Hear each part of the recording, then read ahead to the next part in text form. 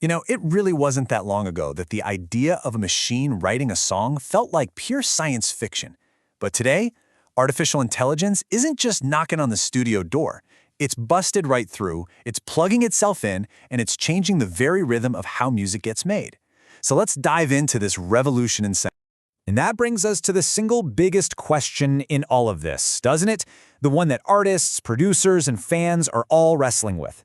Can an algorithm, a bunch of code and data, truly capture that raw, messy, beautiful human emotion that makes a song hit you right in the chest? To even begin to answer that, we first have to get our heads around just how powerful this new sound machine has actually become. And believe me, we are way past talking about simple drum loops or basic beats anymore. We're talking about incredibly sophisticated tools like OpenAI's MuseNet or Suno. You can literally give them a simple text prompt, something like a sad indie folk song about a rainy breakup. And in less than a minute, boom, you get a complete multi-instrumental track, vocals and all. The speed and the technical skill are just staggering. But here's the thing, this isn't just about creating some kind of automated music factory. For so many artists, the real promise of AI isn't as a replacement, but as a brand new kind of collaborator, a creative co-pilot. The whole concept is being called AI music co-production. And the idea is pretty simple, really. It's not about handing the keys over to the machine and walking away. It's about using its incredible computational power as a creative partner, a tool to spark new ideas and handle some of the technical heavy lifting. And the benefits are already showing up in the studio. Artists are using AI to totally shatter writer's block, just by asking it for a chord progression they'd never think of. It's automating all those tedious jobs like mixing, which frees up creators to focus on the pure vision. And maybe coolest of all, it's opening the door for people with zero musical training to actually bring their ideas to life. And let's talk about the economic impact, because it is profound. One industry analysis found that independent artists using these tools are seeing their production costs drop by an average of 60%. 60! That is a complete game changer, leveling the playing field in a really massive way. It's not just about saving money either, it's actually about making more music. A recent survey found that a huge majority of musicians, 73% of them reported a real increase in their creative output after they started using AI. It's literally acting like a creativity booster. And this isn't some abstract theory. These tools are out in the wild right now. You've got platforms like Ava, which is incredible at generating these huge cinematic scores. You've got Suno that can create a whole song just from a text description. And then you have tools like Lala.ai, which are totally revolutionizing remixing by perfectly separating vocals and instruments from a finished track. Okay, but for every artist who's excited about their new co-pilot, there's another one looking at all this and asking a really important question. Is there a ghost in this machine? And this brings us right to the heart of the whole debate, the deep, real concerns about soul, authenticity, and what it even means to create art. The musician Nick Cave put this feeling into words perfectly. When an AI generated lyrics and his unique style, he called it a grotesque mockery. He argued that real songs, they come from lived experience, from suffering, from love, from life itself. He said they are blood and guts. How can an algorithm that has never felt a single thing possibly understand that? And he is definitely not alone. A survey of over 1,100 music producers found something fascinating. Their single biggest worry wasn't being replaced by AI. Nope. It was a loss of originality. More than half of them were afraid that AI would just lead to this flood of generic, soulless music that kind of flattens the beautiful, diverse landscape of human creativity. And some research from MIT actually backs this feeling up.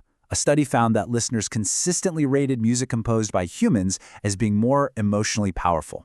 And participants said that humanness was tied to things like tiny imperfections, subtle variations, and what they just called soul. The exact things an algorithm might be programmed to smooth over and correct. On top of this whole artistic debate, there's a huge ethical and legal storm brewing. Think about it. These AIs learn by analyzing millions of existing songs, and a lot of them are copyrighted.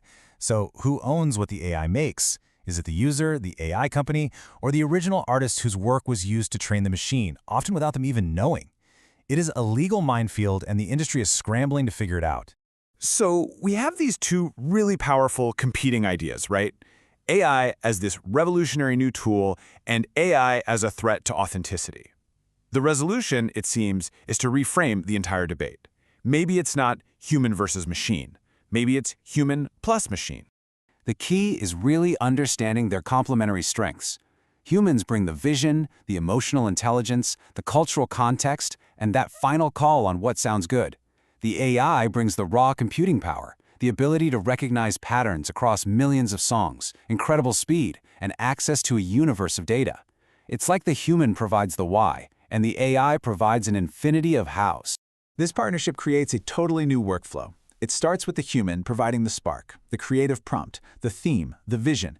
Then the AI generates a whole bunch of options and ideas based on that. And finally, and this is the most important part, the human steps back in to curate and refine. They select the best parts, they tweak them, and they add that final, irreplaceable artistic touch. The human is always the director. And what this means is that the role of the music producer is evolving in a big way. As AI starts to handle more of the routine, technical stuff, the producer's value shifts away from being a technical operator and much more towards being a creative director. Someone whose taste, vision, and ability to guide both people and intelligent tools is what really matters. So what does this all mean for the future? Well, this new partnership isn't just some niche trend. It is fundamentally reshaping the entire landscape of how music is not only made, but also how it's consumed. And the scale of this change is just immense.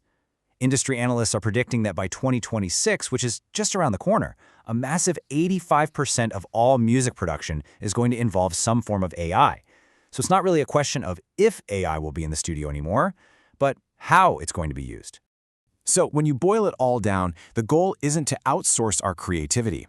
It's to supercharge it. It's all about adding a powerful new instrument to the orchestra of music making, one that's always in service of a human's vision. And that leaves us with one last really fascinating question to chew on. As we build these machines that can mimic the act of creation, what does that whole process teach us about the nature of our own creativity? What really makes a human song human? The answer to that might be the most important discovery of all.